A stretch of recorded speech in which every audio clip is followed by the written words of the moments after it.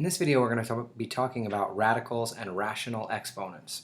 So you should have already looked at some examples in the textbook, but we're just going to do a couple more. So as the instructions say, evaluate each expression or indicate that it's not real. So first things first, cube root of 27. So what we're trying to do is find a number such that when you cube it, you get 27.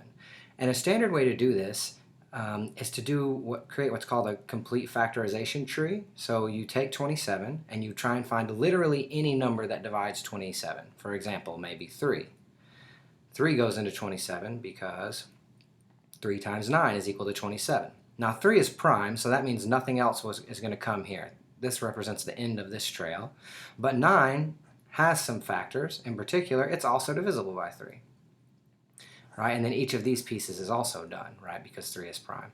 So if you have a number that shows up 3 times, that means that you can take it out because the power of this is a 3. Similarly, if there was a regular square root, we would only need 2 copies of a number to take it out. So when you create this complete factorization, really what you're thinking about is 27 can be realized as 3 times 3 times 3. That's what we've done in this step. And then because we have 3 of them and we're taking the cube root, really that's just a regular 3 on the outside of the radical. Okay, so the cube root of 27 is 3. Let's try another one. The fourth root of negative 16. So there's something to point out for this one, which is you can never take an even powered root of a negative number. Because if you think about it, let's say we have negative x to the fourth versus x to the fourth. Okay, we are trying to get a number such that when you raise it to the fourth power, it's negative 16. But if you start out with a negative number to the fourth power, you're going to get negative x times negative x times negative x times negative x. But these two negatives are going to multiply to be a positive, and these two negatives are going to multiply to be a positive. And when you multiply a positive times a positive, you'll just get a positive x to the fourth. And of course here you'll get a positive x to the fourth. So really, this is impossible. So here I've written DNE for does not exist. And the reason is because we have a negative number, but an even powered root. And that's never going to work. So let's look at a situation where one will work. Negative 8. But here we have an odd powered number. Okay, so here we're just looking at 3 rather than 4. So it's very possible to find a number such that when you multiply 3 copies of it, you end up with a negative number, unlike the case with the even situation. So again, we want to think about creating this complete factor tree for negative 8. So for example, negative 2 divides negative 8. And then that will leave positive 4. And now you can think about positive 4 as being 2 times 2, which is certainly true, but we need 3 copies of the exact same number. So you can also imagine positive 4 as negative 2 times negative 2.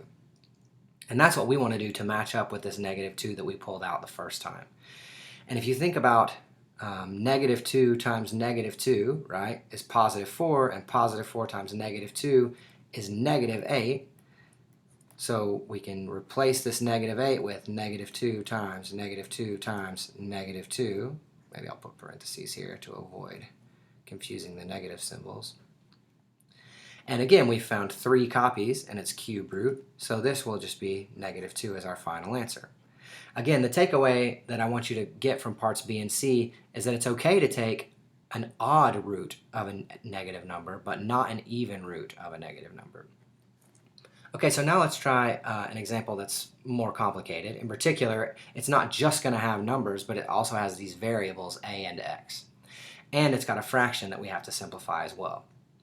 So the first thing we want to do is recognize that part of the rules of exponents and therefore radicals is that if you have a cube root divided by a cube root, as long as the powers match, you can just put them under a common cube root. Like this. So now we're taking the cube root of the entire expression instead of using one for the top and one for the bottom. Well, why is that important? Because now we can simplify this expression as if there was no root involved.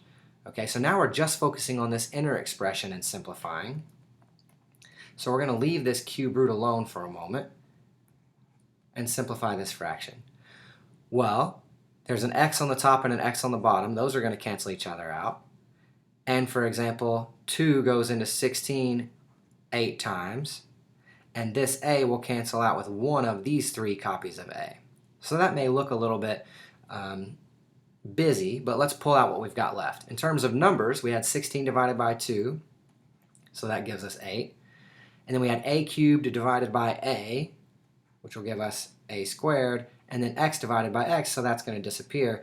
And now what's left on the bottom? Because everything canceled, a 0 is not left on the bottom, but a 1 is left on the bottom. So really we're thinking about taking the cube root of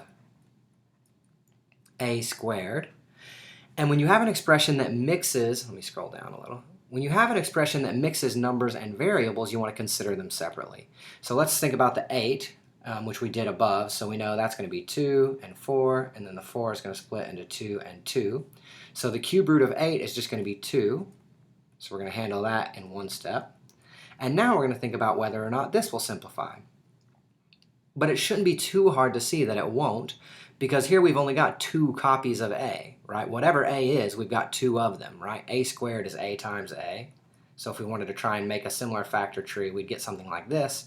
And because we don't have 3 copies of the same number, or in this case variable, nothing can come out because this number, the number on the root, tells you how many copies you have to be able to bring it outside of the root. So in this case, this will be the final answer.